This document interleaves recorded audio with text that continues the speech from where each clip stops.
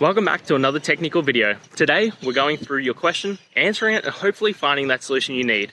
Guys, remember to stay just a little bit crazy, just like me, and hopefully get to that resolution.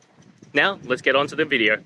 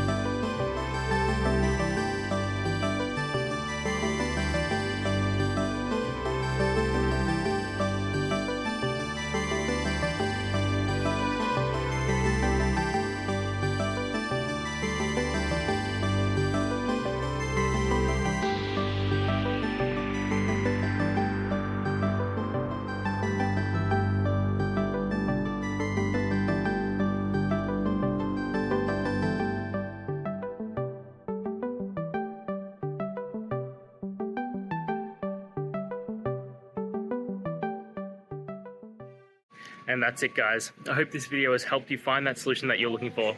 If it did, please hit the subscribe button. I'd really appreciate it.